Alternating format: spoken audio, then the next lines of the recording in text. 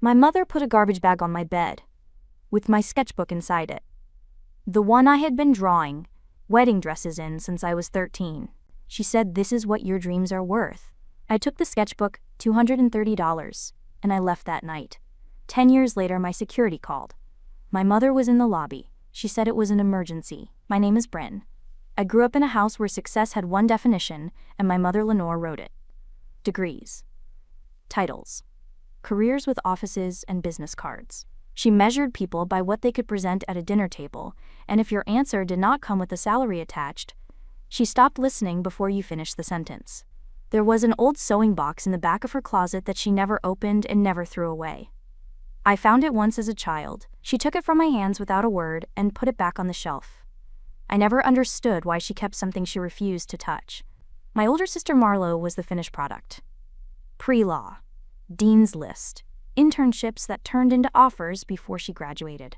She moved through life with the steady hum of someone who had never been questioned because she never gave anyone a reason to. Lenore talked about Marlo the way people talk about weather they enjoy. Effortlessly. Constantly, like it was the only season worth mentioning. My father Hollis was a quiet man in a loud house. He was not cruel. He was just absent in the specific way that fathers are when they have chosen peace over their children. He agreed with Lenore the way furniture agrees with a room. He was there, he matched, he never moved unless someone pushed him. I was the draft that did not fit the final version. The girl who spent her evenings sketching necklines and bodices and cathedral trains while her sister studied contracts. When I drew a wedding dress, something in my chest went quiet. The lines made sense. The fabric in my head moved the way music moves. Lenore treated my sketches the way you treat a child's drawing on the refrigerator. Cute for a while. Expected to come down. When I told her I wanted to study bridal design, she told me the odds of making a living designing dresses. She said Marlo had already been accepted to law school and asked what I planned to tell people at family gatherings when they asked what I did. I told her I design wedding dresses. She did not laugh. She closed her eyes and walked out of the room. That was worse than laughing. Laughing means you heard someone. Closing your eyes means you have decided they are not there. The garbage bag came 2 weeks later. I packed what I could. I walked down the stairs. Hollis was sitting in the living room. He looked at me, he looked at the bag in my hand, he looked at the front door. And he did not stand up. He just sat there while his daughter walked out of the house, and he chose the couch over the conversation that might have changed everything. That is the thing about silent fathers. They are not absent, they are present for every moment they choose not to act. I took a bus that night. I did not know where I was going. I had the backpack, the sketchbook, and $230 that felt like less every time I counted it. I ended up in a city I had never been to because the ticket was cheap and the name sounded far enough away from everything I was leaving. The first weeks were the kind of hard that does not make good stories. It just makes long nights. I stayed at a cheap motel until the money ran thin. I worked at a laundromat. I ate what I could afford, which was never quite enough. The sketchbook stayed in my bag at all times because it was the only thing I owned that proved I had a plan. Then I found Mrs. Tierney. She ran a tiny bridal shop on a street nobody important walked down. The dresses inside were handmade and beautiful in a way that expensive things often are not. I walked past that shop every day, and one afternoon I stopped. I pressed my face to the glass and looked at a dress on the far mannequin. It had a neckline I had sketched almost exactly in my book. Same angle. Same fall. I walked in. Mrs. Tierney was behind the counter. She was in her 70s. Small. Silver hair pinned back. She looked at me the way people look at someone who is clearly not there to buy anything but might be worth talking to. I told her I was looking for work. She said she did not need help. I said I could sew. She looked at my hands. Then she said, "Show me." I sat at her machine and hemmed a sample piece. She watched, without speaking. When I finished, she picked up the fabric and turned it over twice. Then she looked at me and said, "Where did you learn to do that?" I said, "I taught myself." She said, "That is either very impressive or very dangerous." Then she said, "Come back tomorrow." I came back every day for months, she taught me. Thread tension, fabric weight, How to cut lace without losing the pattern. How to fit a bodice so it breathes. How to listen to what a bride is not saying, because that is usually the dress she actually wants. One afternoon, she found my sketchbook on the work table. I had left it open by accident. She picked it up and went quiet. She turned the pages slowly. She stopped on a sketch I had done at 15. A long-sleeve gown with a low back and hand-stitched beading along the collarbone. She looked at it for a long time. Then she looked at me and said, "How long have you been drawing these?" I said, "Since I was 13. She said, "Why did you not show me this on the first day?" I said, "Because the last person who saw it put it in a garbage bag." She put the sketchbook down and said something I carry with me to this day. She said, "The people who throw things away are usually the ones who cannot build anything themselves." She said, "This book is not a hobby. It is a blueprint. And blueprints become buildings when someone gives them a foundation." She gave me a foundation.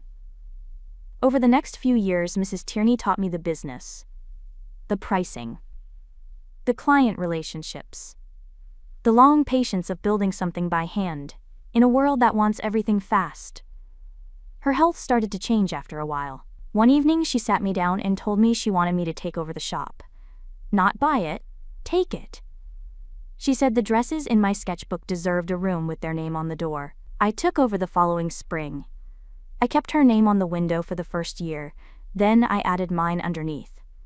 Then mine grew larger. Not because I wanted it to, because the clients kept coming. The dresses from my sketchbook started to come alive. The long-sleeve gown Mrs. Tierney had stopped on became my first signature piece. A local bride wore it to her wedding, and her photographer posted the pictures on a bridal blog. That post brought 3 inquiries, then 5. Then a society bride from across the state, who had seen the blog and drove 2 hours for a fitting. She told her friends told theirs. That is how bridal works. One dress at a time until the calendar fills itself. I moved into a bigger space. Hired my first seamstress, then a second. Within a few years, I had a small team, an 8-month waiting list, and a name that brides searched for by word of mouth. I built the whole thing from a sketchbook my mother told me was worth a garbage bag and $230 that ran out before the first month did. I never called home. Nobody called me. The silence between us grew the way silence does when nobody wants to be the first one to break it. Years passed. I became someone my family would not recognize, not because I had changed, because they had never looked closely enough to see who I was in the first place. But there was one night I never forgot. Before the blog, before the brides, my sewing machine broke. The only one I had. I sat on the floor of the shop, and I thought, this is where it ends. I could not afford a replacement. The next morning, a box was sitting outside the shop door. No name, no note. A brand new sewing machine. The exact model I needed. I asked Mrs. Tierney. She said she did not know. I asked the neighbors. Nobody had seen anything. That machine built everything. Every first dress. Every late night. Every bride who cried in the mirror. And I never knew who put it there. Until I did. It was a Tuesday evening. The studio was closed. Mrs. Tierney had come by the way she sometimes did, with tea and no agenda. She sat in the corner while I finished pressing a hem. We talked about nothing for a while. Then she went quiet in a way that meant something was coming. She said, "I need to tell you something I should have told you a long time ago." I stopped pressing. She said, "The morning that sewing machine appeared outside the door, I told you I did not know who left it. That was not true." I looked at her. She looked at the machine in the corner. The same one. The one that had built everything. She said a woman had called the shop a few days before the machine arrived. She did not give her name. She asked what kind of machine I used and whether I needed a new one. Mrs. Tierney told her the model. 2 days later, the box was at the door. Mrs. Tierney said she recognized the voice on the phone because the woman had called once before, weeks earlier, asking if a girl named Brynn worked there. Mrs. Tierney had said yes. The woman said okay and hung up. I asked why she never told me. She said because you needed to build this on your own 2 hands. And you did. I just did not want you to be angry at the person who made sure you had a machine to build it on. I said, "Who was it?" She looked at me the way she looks at fabric before she cuts it. Carefully. Then she said, "It was your sister." The room changed shape. Not physically. Something inside it shifted. The walls stayed where they were, but everything I thought I knew about the last 10 years rearranged itself around a single phone call from a woman I had spent a decade resenting. Marlo. The sister who stood at the top of the stairs the night I left and did not come down. The golden child who had everything I did not. The one I was certain had chosen the safe side of the door while I walked through it alone. She had called a stranger, asked about a sewing machine, and sent one to the door of a shop she had never visited for a sister she was not allowed to love. I sat with that for a long time. Mrs. Tierney did not say anything else. She finished her tea, she put the cup in the sink. On her way out, she stopped and said one more thing. She said the thread is always stronger than the scissors. It just takes longer to prove it. After she left, I sat in the studio alone for hours. I looked at the machine. I had sewn thousands of hours on it. I had draped fabric across it at midnight when the orders were behind. I had pressed my forehead against it once when a bride's mother called to say the dress made her daughter cry, and I was not sure if that was good or bad. It was good. It was always good. And every stitch I had ever made on that machine had been held up by someone I thought had abandoned me. I tried to be angry, I tried to feel manipulated, but all I could feel was the weight of all those years I had spent resenting Marlo for standing at the top of the stairs and not coming down. She had come down, just not in the way I was looking for. She had come down through a phone call to a stranger, a credit card number given over the phone, and a box left on a doorstep with no name on it. That was her version of walking down the stairs, and it had cost her more than I ever knew. I called Marlo that night, first time I had dialed her number in years. She picked up on the second ring, like she had been waiting for this call since the night I left. I did not say hello. I said it was you. She was quiet. Then she said yes. I asked how she found me. She said the night I left I had sent her a single text message. 3 words. "I am okay." She said she held on to those 3 words for weeks. Then she started searching. She found the shop through a local business listing months later. She called, she heard I was there. And when she heard my machine had broken, she did the only thing she could do from that distance without Lenore finding out. I asked why she did not just call me. She said because Lenore had made it clear. Anyone who contacted me would be treated the same way I was. Marlo had already tested that line once. She had mentioned my name at a family dinner months after I left. Just my name. Lenore went silent for the rest of the evening and did not speak to Marlo for 3 weeks. That was the warning. Contact your sister and you lose your place too. So Marlo chose a middle path. She could not call me. She could not visit. She could not send a letter with her name on it. But she could call a stranger and ask what kind of sewing machine her sister needed. And she could make sure it showed up before the dream ended. She told me the cost had been more than money. She said the years of pretending she did not think about me were the hardest performance of her life. She said every holiday she sat at that table and looked at the empty chair where I used to sit, and she felt the weight of knowing exactly where I was and not being able to say it. She said her marriage had been delayed because the silence at home ate into everything. She said she had spent years carrying 2 loyalties that could not exist in the same room. One to a mother who demanded obedience, one to a sister who did not even know she was being held. I left and was erased. Marlo stayed and was silenced. The result was the same. 2 daughters. Same mother. Both alone. I told her I was sorry. She said, "Do not be sorry. Be proud. Look at what you built." I said, "I built it on a machine you sent." She said, "No, you built it on everything you are. The machine just made sure you had a place to start." That conversation cracked something open in me that had been sealed for years. Not a door. A crack. Just enough light to see through. Marlo and I started talking. Tuesday evenings mostly. We were careful with each other the way you are careful with something that broke once and might break again.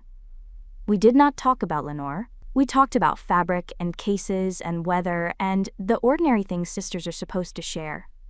She came to the studio on a Saturday afternoon. She stood in the doorway for a long time before stepping inside. She looked around the way someone looks at a room they have been imagining for years and finally gets to enter. She touched the dresses on the mannequins. She ran her fingers along a seam, the way you touch something you helped create but never got to see finished. She stopped in front of the sewing machine. The one. She put her hand on it and held it there. She did not say anything. She did not need to. Then she walked to the framed sketchbook page on the wall. She stood there for a long time, her eyes were wet. She said, "I remember the night you drew that. You were sitting on your bed with your headphones on. I walked past your room and I almost came in. I almost sat on the edge of your bed and told you it was beautiful. I wish I had. I said you came in later. You just used a different door." She turned and looked at me, and for the first time in our adult lives, my sister and I were standing in the same room without a wall between us. Not the wall Lenore built, not the wall of silence or distance or resentment. We were just two women in a room full of wedding dresses. And one of them was crying. I walked over and I held her. I had not hugged my sister since I was 17. She felt smaller than I remembered. Or maybe I had grown. Maybe that is what 10 years of building something from nothing does. It does not make you bigger. It makes you steady enough to hold someone else. Months passed. Then one morning, everything changed. My assistant came into my office looking uncomfortable. She said there was a woman downstairs who was not on the list. She said the woman had told security it was an emergency. She said the woman's name was Lenore. I put down my pen, I looked at the sketch I was working on. A cathedral train with hand-sewn crystal detailing. The kind of dress that cost more than my mother's car. 10 years. 10 years since the garbage bag. 10 years since the $230. 10 years of silence. And now she was in my lobby calling it an emergency. I stood up. I straightened my jacket. And I walked toward the elevator. The elevator doors opened. She was standing near the front desk. Smaller than I remembered. The posture that used to fill a room was folded in on itself. She was holding her purse with both hands the way people hold things when they have nothing else to hold on to. The security guard looked at me. I nodded. Lenore saw me. Neither of us moved. Mother and daughter. 10 years and a lobby full of wedding dresses between us. She looked around. The dresses. The fabric samples. The team behind the glass. Her eyes moved slowly the way eyes move when they are counting the cost of something they threw away. Then she walked toward the far wall. The framed sketch. First page of my sketchbook. Drawn at 15. Put in a garbage bag at 18. Lit from above. Mounted on the wall of a studio that dressed brides across the country. Her hand came up to her mouth. She was looking at the page she had called worthless, hanging on the wall of an empire her daughter had built from it. I walked her to a chair in the lobby. Not my office. I was not ready to give her that. The lobby was enough. Let her sit in the middle of what she said would never work. I did not speak first. I let the silence press until she could not hold it anymore. Lenore broke first. She said, "I know this is not how you imagined seeing me again." I said, "I did not imagine seeing you again." That landed the way I knew it would. Not as cruelty, as truth. She had made sure of that 10 years ago when she put a garbage bag on my bed and walked downstairs to make dinner. She told me the details. Hollis had expanded the business with borrowed money. Put the house and the car as collateral. The business failed, the bank took the car, now they were coming for the house. Weeks away. Maybe less. When she finished, I asked one question. Did you come because you need help? Or because you have nowhere else to go? She looked at the floor. That was the answer. I said, the sketchbook you put in that bag is framed on that wall. The dresses you said would never pay for anything, pay for this building. The girl you threw away built something you are now asking to be saved by. Sit with that before I say anything else. Her chin trembled. She did not cry. Lenore did not cry. But the tremble was there. A crack in the concrete. I said I will help you with the house. But not the way you want. Not a check and a goodbye. If I do this, we do it differently. We sit down. All of us. You. Me. Marlo. Hollis. And we talk about what happened. Not the version you have been telling yourself. The real version. The one where you put your daughter's life in a trash bag, and nobody in that house stopped you. She started to speak. I said, I am not finished. I said, Marlo sent me a sewing machine when mine broke. She called a stranger to find out what I needed. She did it behind your back because you made it clear that loving me came with a price. And she paid it. She lost holidays, she lost years with you. She was punished for caring about her own sister. So if you want my help, you sit in a room with both of your daughters and you say out loud what you did to each of us. Lenore's jaw tightened. The old Lenore surfaced. She said I was trying to protect you from a life that would break you. I said, you did not protect me. You broke me yourself. She went quiet. Then she said I did what I thought was right. I said what you thought was right cost you both of your daughters. She looked at the dresses around the lobby. She looked at the framed sketch on the wall. She looked at the building her daughter had built from the things she threw away. And something behind her eyes shifted. Not surrender.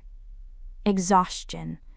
The kind that comes when you have been holding a version of the truth for so long that your arms give out. She said, okay. The first meeting was in a room with a mediator. All four of us. First time in the same room in a decade. Hollis sat in the corner. I looked at him and said, you watched her put that bag on my bed. He said, I know. I said, you did not stop her. He said, I know. I said, that is not enough anymore. Marlo sat next to me. Not across. Next to. She held my hand under the table. Two sisters on the same side of the wall for the first time. Lenore talked. She started with the house and the money and the bank. I stopped her. I said, start with the bag. She said she did not remember it the way I did. I said, that is because you were not the one carrying it. She said she was doing what she thought was best. I said, you keep saying that. Tell me what best looked like from my side of the front door. She went quiet. The mediator waited. Marlo squeezed my hand. Then something shifted. Lenore stopped performing. Her shoulders dropped. Her voice changed. She said she was angry. She said she was scared. She said she saw me choosing something she did not understand, and it felt like losing. I said, you did not lose me. You threw me away. There is a difference.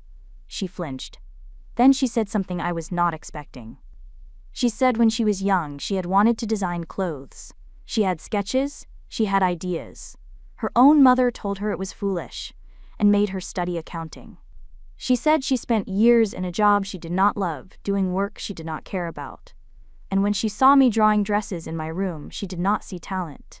She saw the road she had been too afraid to take. And instead of being proud, she was terrified. Because if I succeeded, it would mean she had given up for nothing. The room went quiet. Marlo looked at me. I looked at Lenore. And for the first time in my life, I did not see the woman who threw my dreams away. I saw a woman whose dreams had been thrown away before mine. By her own mother. In a different house. With a different bag. But the same wound. I did not forgive her in that room. Forgiveness is not a light switch. It is a hallway. And I had just stepped into it. But I understood her for the first time. Understanding is not the same as forgiving. It is the thing that makes forgiving possible someday. I helped with the house. Not with a blank check. I restructured the debt through a financial advisor. Conditions attached. Transparency. No more silence. Hollis got a smaller position. Lenore started volunteering at a community center.